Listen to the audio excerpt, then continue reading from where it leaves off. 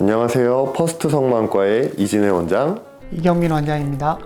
오늘은 스마일 라식에 대해서 알아보려고 하는데요. 환자들이 진료 시에 많이 궁금해하는 것들에 대해서 이경민 원장님한테 한번 물어보도록 하겠습니다.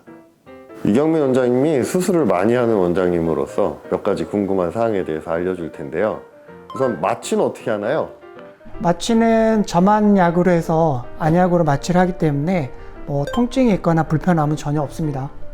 그러면 이게 환자분들이 질문하는 게 빛만 보면 깜빡이게 되고 무섭고 그래서 막 깜빡일 것 같은데 이런 건 어떻게 해야 되는지를 물어보는데 어떻게 생각하세요? 일단은 마취를 했기 때문에 눈이 시리거나 불편하진 않아서 깜빡이는 횟수가 현저히 줄어들고, 그 다음에 수술할 때 개검기라는 장치를 이용해서 눈을 벌려놓기 때문에 아주 세게 감지만 않으면 눈이 감기지가 않습니다. 그리고 레이저 장비에 누우면 정면에 방향을 알려주는 불이 있어서 그 불을 보고 있으면 좀 더 집중하게 돼서 눈에 깜빡이는 게 줄어들고요. 진짜로 눈을 세게 감거나 계속 깜빡이는 분들은 제가 핀셋으로 눈을 잡고 수술을 진행하기도 합니다. 그래서 대부분은 수술이 가능하다고 생각하시면 되고, 미리 겁을 먹거나 긴장하실 필요는 전혀 없을 것 같습니다. 그러면 수술이 얼마나 걸리는지, 내가 이게 불편한 걸 얼마나 참고 있어야 되는지 그거에 대해서 답변을 좀 주실까요? 스마일 수술은 총 시간은 보통 8분에서 10분 정도 걸린다고 생각하시면 되고요. 다만 이제 우리가 걱정하는 레이저가 나가는 시간은 한 30초 정도로 짧습니다. 그래서 오른쪽 30초, 왼쪽 30초 양한 1분 정도만 본인이 집중해 주시고 협조를 해 주시면 대부분 문제 없이 수술이 끝난다고 생각하시면 될 것 같습니다.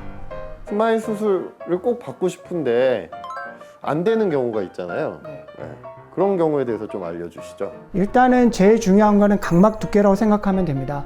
일단 스마일 라식도 절편을 만드는 과정에서 각막 일부를 사용하기 때문에 아무래도 라섹보다는 각막의 사용량이 더 많습니다. 그래서 각막이 너무 얇은 경우, 특히 500 이하로 얇은 경우에는 스마일보다는 라섹을 추천해 드리고요.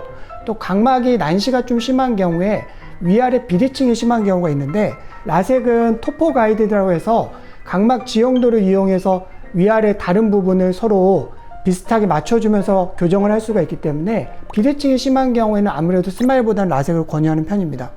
그러면 마지막으로 그냥 스마일 수술에 대해서 걱정하시는 분들께 한 말씀 해주시면 좋을 것 같아요. 스마일 수술은 사실 라식과 라섹의 장점을 따온 수술이라고 생각하면 되고요.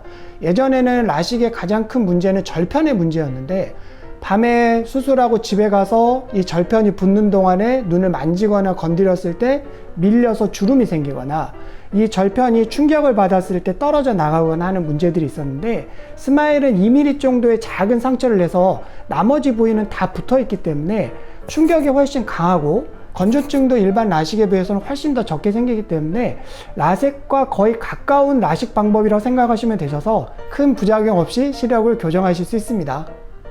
지금까지 환자분들이 진료실에서 궁금해하시는 내용을 물어보고 알아봤고요. 스마트 스마일 수술이 라식과 라섹의 장점을 이렇게 다 따온 좋은 수술이니까 안심하시고 받으셔도 좋을 것 같습니다. 지금까지 이진혜 원장, 이경민 원장이었습니다. 감사합니다.